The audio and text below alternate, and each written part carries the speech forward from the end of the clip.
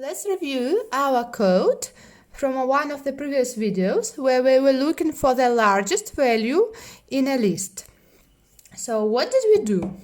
First of all, we created a variable, we called it largest, and we stick to this variable a really small number. Intentionally we did it, we stick 0 because we know that this number is smaller than is less than any of these numbers in the list. So we stick to, all the numbers in the list are positive ones. That's why we sticked 0, a really small value to our largest variable.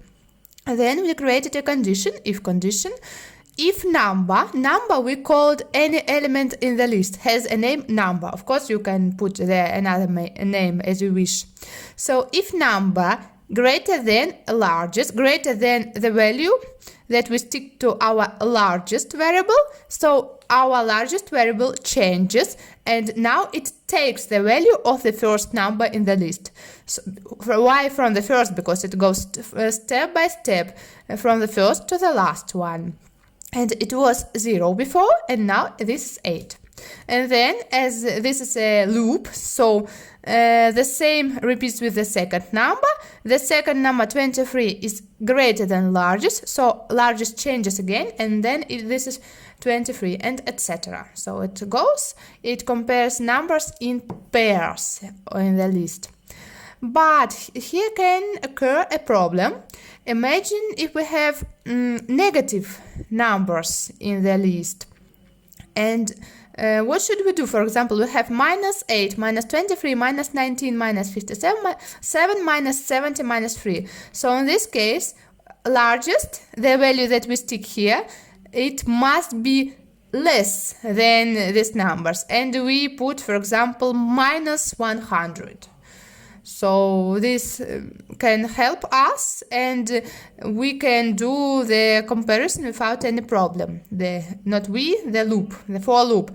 But the problem can appear if we have here really small numbers. I mean negative, but for example minus million, 1 million, minus billions or something like that.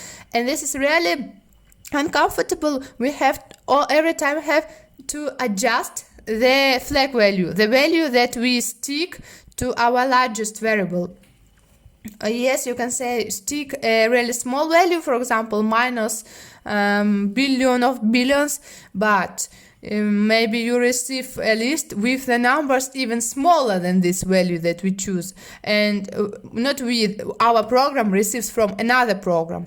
And also this is really heavy, it would be very heavy and quite ugly to have here a lot of negative number with a lot of zeros after 1. And so this is not the best solution of the problem. And remember the last video where we were searching the smallest value, and here we can use again a keyword none. Let's do it right now.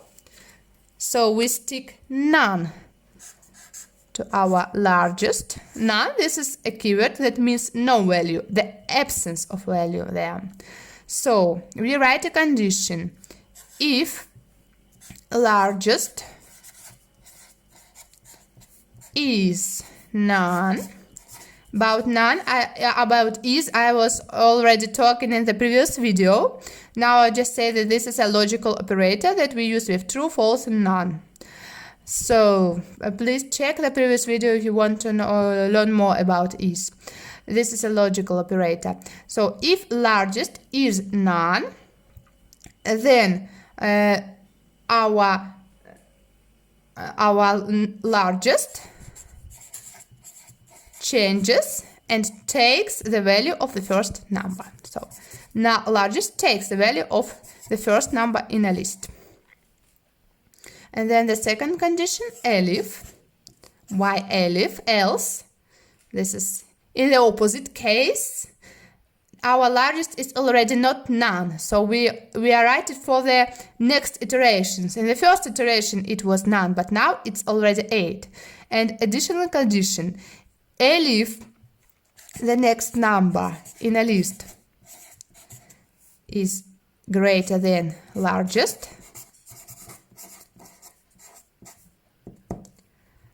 Our largest again changes and takes the value of the next number. And then print largest. So let's run the code, and our output is 70. If you would like to see the process in details, how it goes in comparison, how is the comparison process going, so you write the print line at the same level as if, elif, and print largest, and you see, first of all, it was none, yes, but then it took the value of the first element, 8. Then the next iteration, it's already 8, and the next number, 23, is greater than 8, so it's 23. Then 19 is not greater than 24, so it stays 23. The process is exactly the same as we had in the previous example when the largest was 0.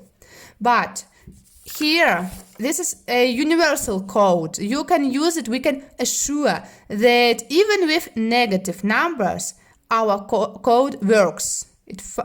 Because if you have here minus 1000 and here minus millions, so our output would be that largest is minus 1000, and this is not true.